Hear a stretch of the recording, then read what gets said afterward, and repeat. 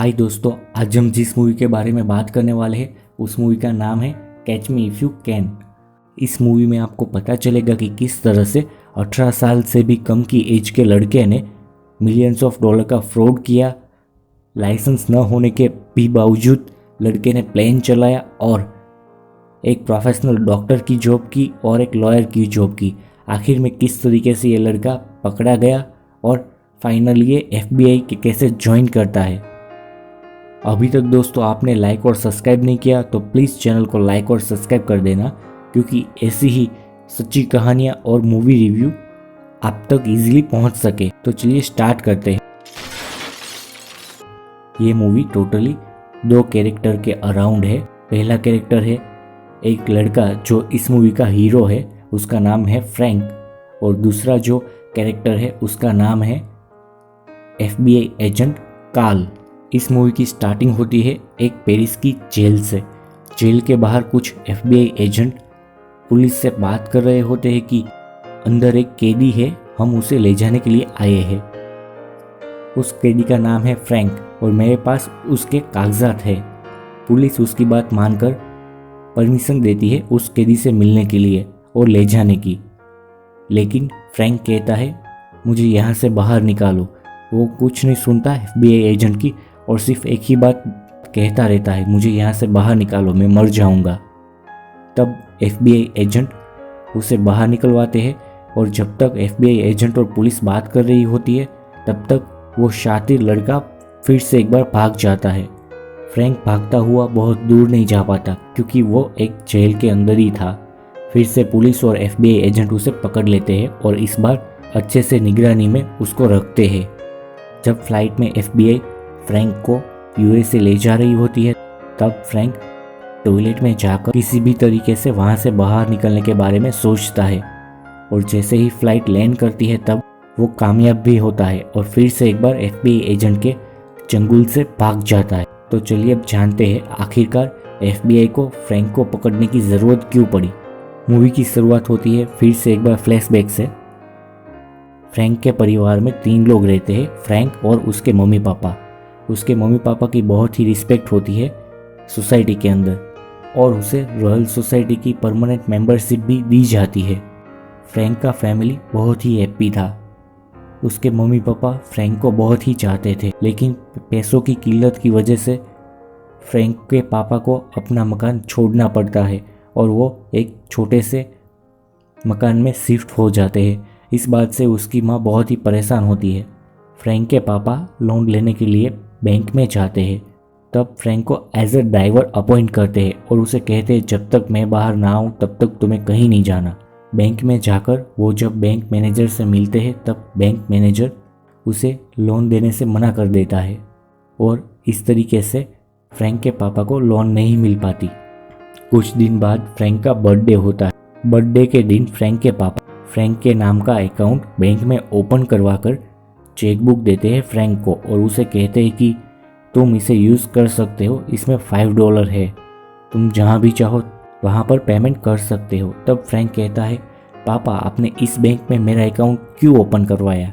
तब उसके पापा कहते हैं कि बेटा जब तुम बड़े हो जाओगे तब तुम्हें आगे बढ़ने के लिए पैसों की ज़रूरत पड़ेगी और उस टाइम तुम बैंक में से पैसे ले सकते हो, क्योंकि बैंक के पास बहुत सारा पैसा होता है। बैंक के पास बहुत सारा पैसा होता है, ये बात फ्रैंक को अच्छी तरीके से समझ में आ गई। फ्रैंक का जब पहला दिन होता है स्कूल का तब फ्रैंक की माँ उसे छोड़ने के लिए आती है स्कूल। फ्रैंक को ब्लैक कोट पहनना बहुत ही पसंद था, वो उसे बहुत ही अच्छा फील करवाता था, इसीलिए फ्रैंक ब्लैक कोट के अंदर ही स्कूल आता है। और फ्रैंक जब क्लास के अंदर एंटर करता है तब सभी स्टूडेंट उसे देखकर चौंक जाते हैं। स्टूडेंट को लगता है कि ये टीचर्स आ गए हैं। इस बात का पता फ्रैंक को भी लग जाता है। वो भी कोई कमियां नहीं छोड़ता और एज अ टीचर होने का ही दावा करता है। करीबन 1.5 महीने तक वो बच्चों को पढ़ाता था एज अ टीचर, बल्कि वो था एक स्टूडेंट। जब वो पिकनिक अरेंज करता है तब ये बात प्रिंसिपल को पता चलती है और प्रिंसिपल फ्रैंक के मम्मी पापा को बुलाते हैं। उसके मम्मी पापा को प्रिंसिपल कहते हैं कि आपके बेटे ने कोई जुर्म नहीं किया, लेकिन हमें उसे इसलिए निकालना पड़ रहा है क्योंकि वो एक स्टूडेंट होकर भी पढ़ा रहा था करीबन 1.5 महीने तक। ये बात सुनकर फ्रैंक के पापा बहुत ही खुश हो जाते हैं। फ्रैंक बहुत ही स्मार्ट लड़का था, उसे पता था कब कहाँ पर कितना कॉन्फिडेंस और किस तरीके से बात करनी है। इस बात का पता आप इससे लगा सकते हो। कुछ दिन बाद फ्रैंक जब घर आता है तब उसे पता चलता है कि वहाँ पर कोई आया है। जब एक इंसान उसे पेन देकर कहता है कि तुम यहाँ पर साइन कर दो, तब फ्रैंक पूछता है कि ये क्या है। तब वो इंसान कहता है कि ये डिवोर्स के पेपर है तुम्हारे मम्मी पापा के, तुम किसके साथ रहना चाहते हो ये पढ़कर यहाँ पर साइन कर दो। फ्रैंक ये देखकर बहुत ही घबरा जाता है, क्योंकि फ्रैंक ने कभी भी ये सोचा ही नहीं था कि उसके मम्मी पापा डिवोर्स लेकर रहेंगे। फ्रैंक वहाँ से दौड़ता हुआ घर के बाहर निकल जाता है और ट्रेन से एक टिकट लेकर कोई और सिटी में चला जाता है। यहाँ से फ्रैंक की जर्नी स्टार्ट होती है। फ्रैंक जिस भी होटल में ठहरता था उस होटल में चेक से पेमेंट करता था। जब उसके अकाउंट में $5 खत्म हो गए तब सारे चेक बाउंस होने लगे और होटल ओनर उसे बाहर निकाल देता था। फ्रैंक कहता था कि ज़रूर ये कोई बैंक वालों की गलती रही होगी, मेरे अकाउंट में पैसे हैं। उसके बाद में फ्रैंक को पता चला कि ये अब ज़्यादा दिन नहीं टिकने वाला। तब फ्रैंक होटल वाले को चेक दे देता था और 1-2 दिन वहाँ पर ठहरता था। बाद में जब होटल वालों को पता चले चेक बाउंस हो गया, उससे पहले ही फ्रैंक वहाँ से निकल जाता था और दूसरी होटल में ठहरता था। इसमें लूपहोल ये था कि चेक को क्लियर होने में करीबन 3 से 4 दिन का टाइम लगता था और इतने टाइम के अंदर फ्रैंक होटल चेंज कर चुका होता था। एक बार होटल के मैनेजर से उसे पता चलता है कि अगर ये चेक को बैंक में दिया जाए तब बैंक उसे कैश में ट्रांसफ़र कर सकती है। ये बात सुनकर बहुत ही खुश हुआ फ्रैंक। अगले दिन से ही फ्रैंक कोई ना कोई बहाना बनाकर बैंक में जाकर सभी चेकों को किसी न किसी तरीके से कैश में ट्रांसफ़र करवा लेता था। वो हर बार कोई नया बहाना ढूंढता था और बताता था कैशियर को। एक बार बैंक के अंदर जब उसने एक पायलट को देखा कि उसके साथ कई सारी लड़कियां हैं और सारी एयर होस्टेस थी, और वो पायलट स्टाइल से बैंक के अंदर आया और किसी ने उसको कुछ भी नहीं पूछा और चेक को कैश में ट्रांसफ़र कर दिया कैशियर ने। ये सारी बातें देखकर फ्रैंक को भी आइडिया आता है कि वो अब पायलट बने। अब फ्रैंक ने मान लिया था कि वो एक पायलट बनेगा, लेकिन अभी भी कुछ दिक्कतें थी कि वो सारी जानकारी कैसे ले जो एक पायलट के लिए ज़रूरी है। इसलिए फ्रैंक एक रिटायर्ड पायलट से मिलता और उसे कहता है कि मैं राइटर हूँ, मैं आपके इंटरव्यू को मैगज़ीन के अंदर पब्लिश करूँगा, जैसे सारे स्टूडेंट इंस्पायर हो गए। ये बात सुनकर रिटायर्ड ऑफिसर भी खुश हो जाता है और सारी बातें बता देता है जो ज़रूरी है एक पायलट के लिए। अब फ्रैंक के पास सारी जानकारी थी, अब उसे ज़रूरत थी एक यूनिफॉर्म की। तब फ्रैंक कॉल लगाता है पनामा एयरवेज को और उसे कहता है कि मैं फ़िलहाल जिस होटल में ठहरा हूँ उस होटल के स्टाफ ने मेरा यूनिफॉर्म कहीं खो दिया है, मुझे दूसरा यूनिफॉर्म चाहिए। तब वो लोग एड्रेस देते हैं और कोड देते हैं कि तुम वहाँ पर जाकर ये कोड देकर यूनिफॉर्म ले सकते हो। इसके बाद में फ्रैंक को क्या था, एक यूनिफॉर्म ही तो चाहिए था। वो उस पते पर चला जाता है और गोडाउन में से अपनी साइज़ का यूनिफॉर्म ले लेता है। अब जब फ्रैंक पायलट का ड्रेस पहनकर बैंक में जाता है तब सभी लोगों को यही लगता है कि वो एक असली में पायलट है। जब बैंक में जाता है तब कैशियर भी ज़्यादा सवाल नहीं करती और जल्दी से उसका चेक कैश में ट्रांसफ़र कर देती है। इस तरीके से फ्रैंक मिलियंस ऑफ डॉलर का फ्रॉड करता है बैंक के साथ। लेकिन इस बार जो फ्रॉड कर रहा होता है वो बहुत ही बड़े पैमाने पर होता है। जब FBI को पता चलता है कि एक ठग है जो चेक को कैश में ट्रांसफ़र करवाता है, लेकिन चाह कर भी FBI कुछ नहीं कर पाती है, क्योंकि उसके पास ना तो ये फ्रैंक का कोई अता पता था, ना तो फ़ोटो थी, ना तो किसी ने देखा था फ्रैंक को। इसीलिए FBI की भी मुसीबतें बढ़ जाती है और FBI इसके लिए स्पेशल टीम बनाती है और उसमें हेड रखती है FBI एजेंट काल को। काल जो है वो बहुत ही होशियार एजेंट होता है FBI का। वो जानता है कि उसे किस तरीके से काम करना है। फ्रैंक जिस होटल में ठहरा हुआ होता है वहाँ तक FBI पहुँच जाती है और FBI को नहीं पता था कि आखिर में ये ठग कैसा दिखता है। इसके लिए FBI फ्रैंक को तो नहीं पकड़ पाती, लेकिन जब फ्रैंक के कमरे में जाती है तब फ्रैंक कॉन्फिडेंस से कहता है कि मैं सीक्रेट सर्विस का एजेंट हूँ और व्हाइट हाउस ने एक स्पेशल टीम अपॉइंट की है, मैं उसका मेंबर हूँ। चोर जो था वो भाग गया। इस तरीके से काल की आंखों में धूल झोंककर फ्रैंक वहाँ से निकल जाता है और काल देखता ही रह जाता है। काल को बहुत ही अफसोस होता है कि उसने बहुत ही कम एज के लड़के को अपने हाथ से जाने दिया।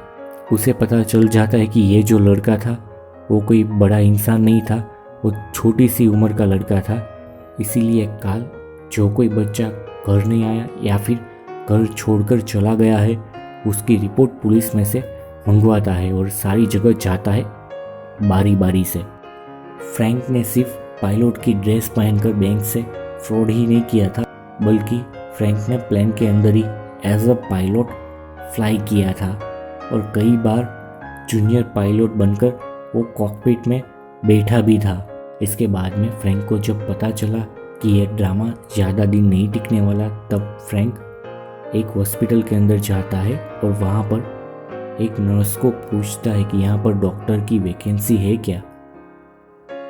वो जो नर्स होती है वो बहुत परेशान होती है क्योंकि वहाँ पर उसे कोई रिस्पेक्ट नहीं दे रहा होता। उस नर्स का नाम होता है ब्रिंडा।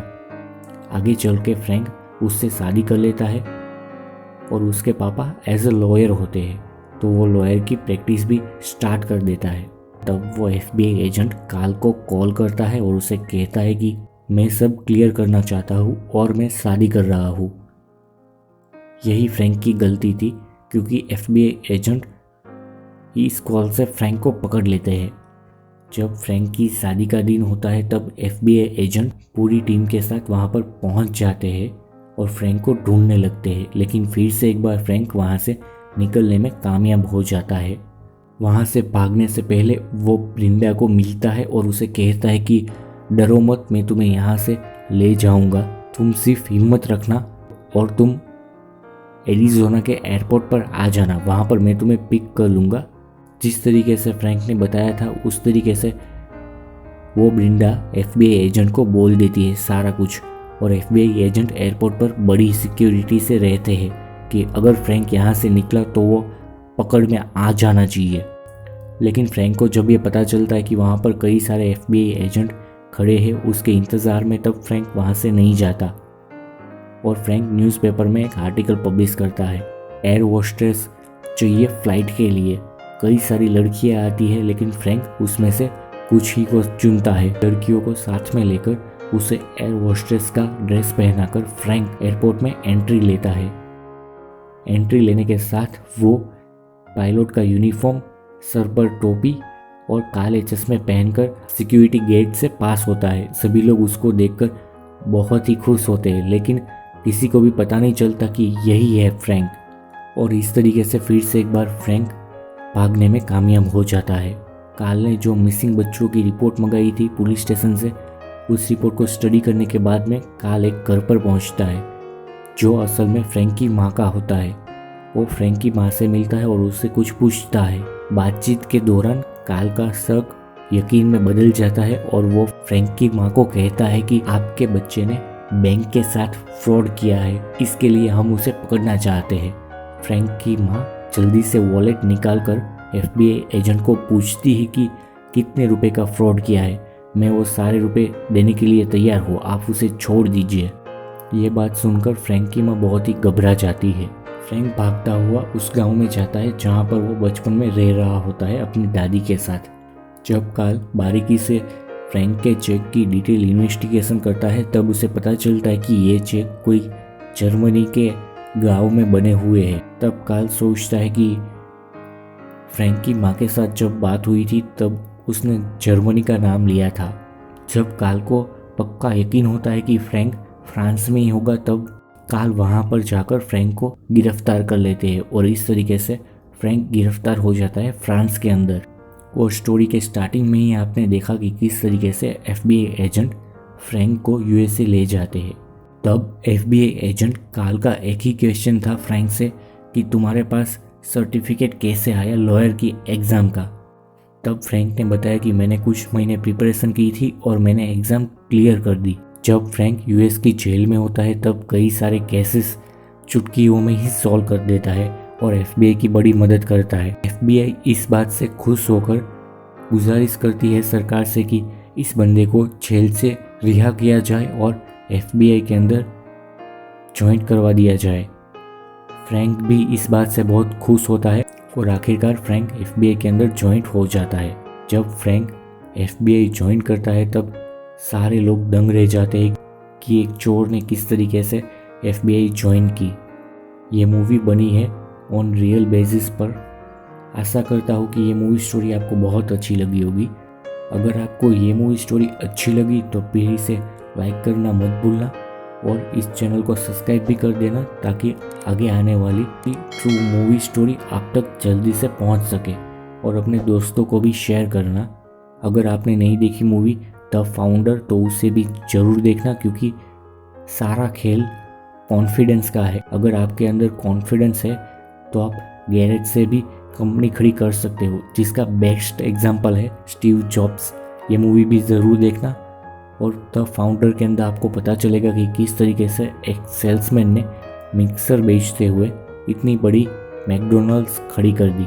ये दोनों मूवी की लिंक आपको आई बटन में और नीचे डिस्क्रिप्शन में मिल जाएगी। ऐसी ही मूवी रिव्यू के लिए प्लीज़ इस चैनल को लाइक और सब्सक्राइब करना मत भूलना।